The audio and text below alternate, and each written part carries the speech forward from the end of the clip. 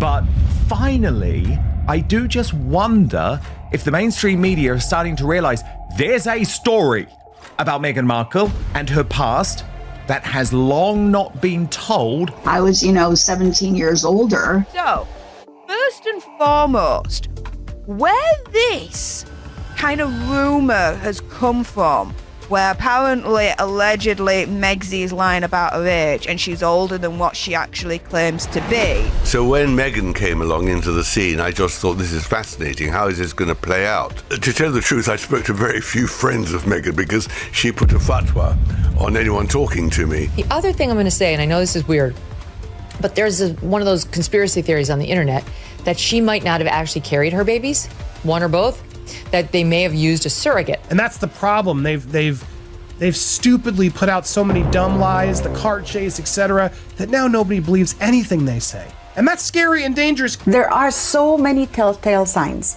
that something is clearly wrong with Meghan. And I don't mean it in a bad way, but I mean, how can you get your age so wrong? You see, this is, she can't actually make a good relationship with anyone because she has to have it her way. It must be. And she gets very fed up if people don't immediately do what she wants. I am just so done with the prove it game. Yes. When you get to the place where you feel I don't have to prove anything to you anymore. I have to prove that I'm a good person. Meghan Markle's age mystery did not explode because of one rumor, one blurry image, or one jealous whisper from the internet. It exploded because the same number keeps returning from different corners of her past like someone tried to bury it, but forgot how many places paper can survive. A magazine page, a graduation photograph. How this lady has turned 45. And Link, it's just such bad news because all of a sudden, this birthday, this 45th birthday, has turned into an absolute disaster for Meghan Markle. A sentence from Doria Ragland. A childhood job story, a possible public record nobody has produced. And sitting at the center of it all is the same dangerous question. Why has one of the most scrutinized women in the world never faced one serious, direct public challenge about the year she was born? Now understand the trap immediately. None of this proves anything alone. That is exactly what makes the mystery more slippery. One clue can be dismissed. 2 clues can be mocked. 3 clues can be called coincidence. But when every strange detail leans in the same direction, critics stop seeing mistakes and start seeing a pattern. They ask whether Meghan herself was told something different as a child, whether adoption rumors explain the confusion, or whether years apart from Doria created a gap nobody has ever fully explained. There is no document proving that theory, but there is also no clean public explanation closing it down. And in royal scandal, an empty space is where suspicion moves in first. Then comes the marriage nobody wants to touch. Everyone knows Trevor Engelson, the husband before Prince Harry, the man who existed before Duchess titles, palace gates, Netflix deals, and California rebranding. But online researchers have pushed a separate claim, a far more explosive one, that there may have been another husband before Trevor. No certificate has been published. No hard proof has landed. Yet the reason critics obsess over it is simple and devastating. Marriage creates paperwork. Paperwork carries a legal name. Paperwork carries a date of birth. And once something is filed in a county archive, it does not disappear just because a woman becomes royal. That is why the missing record becomes almost louder than the allegation itself. If a marriage document existed and matched the official timeline, the entire argument would collapse in an afternoon. If it showed a different year, it would not automatically prove a crime. But it would create a serious contradiction that would demand an answer. Yet apparently, nobody with real power has produced it. Not a biographer, not a documentary producer, not a royal correspondent with a budget. They chased school reports, old headshots, family interviews, Thomas Markle's phone calls, and every emotional fracture around the Sussex story. But a county clerk's office, possibly the cheapest stop in the whole investigation, remains untouched in public. And then the first physical crack appears, a 1997 issue of 17 magazine. Critics point to a Los Angeles contributor listing printed with the name Meghan Markle and an age beside it, 21. Not a whispered forum post, not an edited meme. a printed page from a nationally distributed magazine. If that age belonged to this Meghan Markle, the math does not bend. It points toward 1976. The official birth year is August 1981. Under that official timeline, she would have been 15 when that issue was printed.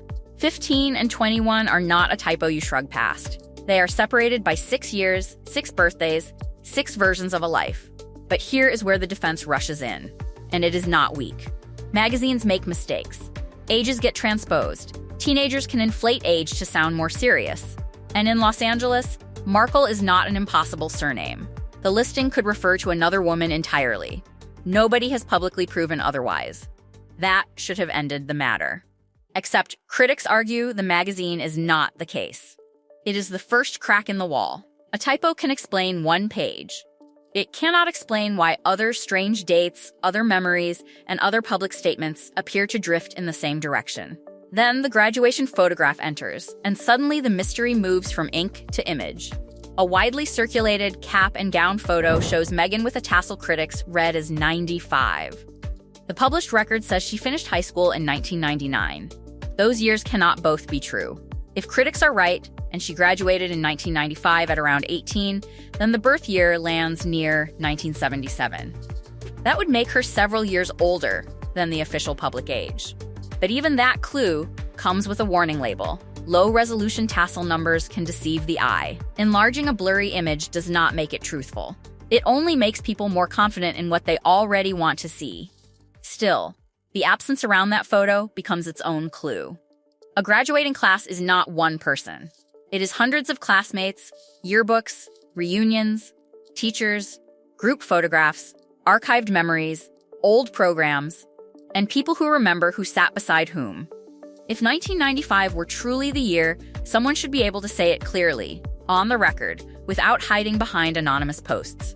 For 8 years, critics have not produced that classmate. That weakens the case. But it also raises another question. Why has no clean, public, official correction ended the speculation permanently?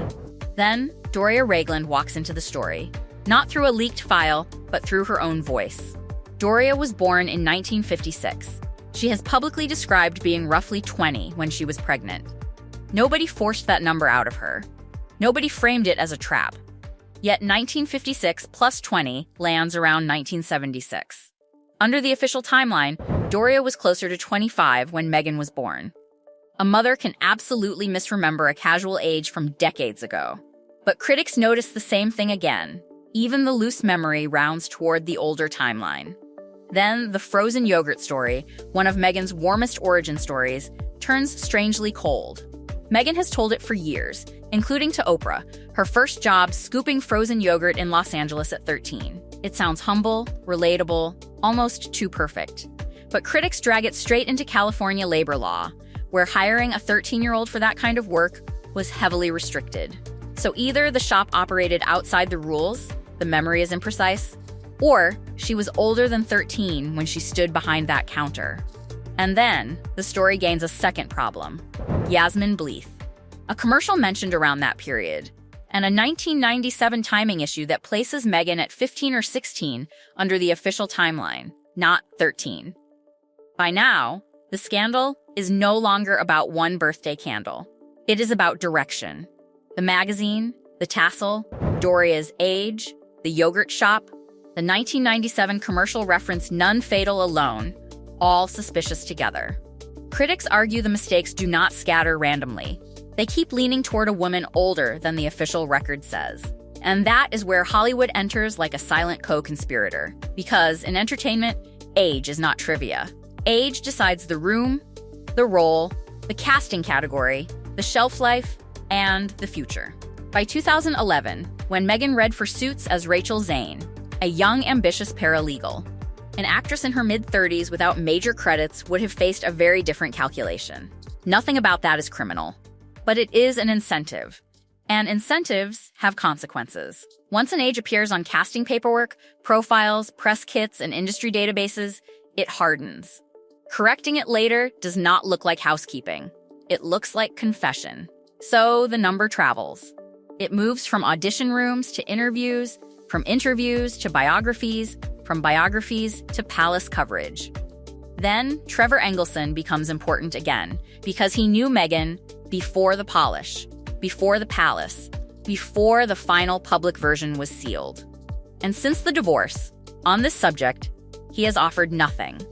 No correction, no confirmation, no explosion, only silence, the disciplined kind that makes people wonder what was agreed, what was known, and what was never meant to leave the room. The stakes suddenly become much larger because this story stops being Hollywood gossip and starts touching official government paperwork. A United States passport application requires proof of identity, citizenship, and a date of birth signed under penalty of law. There is absolutely no public evidence Meghan Markle ever submitted false information. Critics themselves acknowledge that. But they also point out the obvious consequence. Meghan spent years traveling between the United States and Canada while filming, securing work permits, visas, immigration paperwork, and repeated border crossings. Every one of those processes depends on one consistent identity.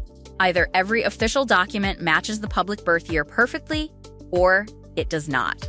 Nobody outside her legal advisors and government agencies has ever seen those files, leaving the speculation trapped behind documents the public cannot access. The silence then becomes the most powerful character in the entire story. 8 years have passed without a detailed clarification, a formal denial, or even an anonymous palace source dismissing the claims in a single sentence. Critics argue that silence has allowed every theory to survive far longer than it otherwise would have. Thomas Markle deepens that mystery even further, across countless interviews discussing Meghan's childhood in remarkable detail. When asked directly about her birth year, he reportedly avoids giving the simple answer, instead telling people to check the records themselves. Doria Ragland has also never publicly described Meghan's birth, the hospital, the delivery, or the day she became a mother. Samantha Markle has asserted in her own book that the real birth year is 1976, but that remains her personal claim rather than an official finding. Critics also point to an online revision involving a childhood friend's listed birth year, noting that no public explanation followed. Finally, the speculation reaches its emotional peak before the source deliberately pulls back. Critics note that if the older birth year were accurate, Meghan's pregnancies would simply have fallen into a higher-risk maternal age category, requiring closer medical monitoring. The source explicitly states that this arithmetic alone proves nothing and does not validate the more dramatic theories circulating online. In the end, everything returns to the same three people: Thomas Markle, who tells everyone to check the records, Doria Ragland, who has never publicly shared the birth story, and Meghan Markle herself, who, according to the source, has never faced this specific question in a serious interview. The source concludes that the controversy survives not because the evidence is conclusive, it explicitly says it is not, but because no authoritative public clarification has ever fully closed the debate. Until someone with first-hand knowledge chooses to do so, the argument remains unfinished, ensuring the mystery continues long after the headlines fade.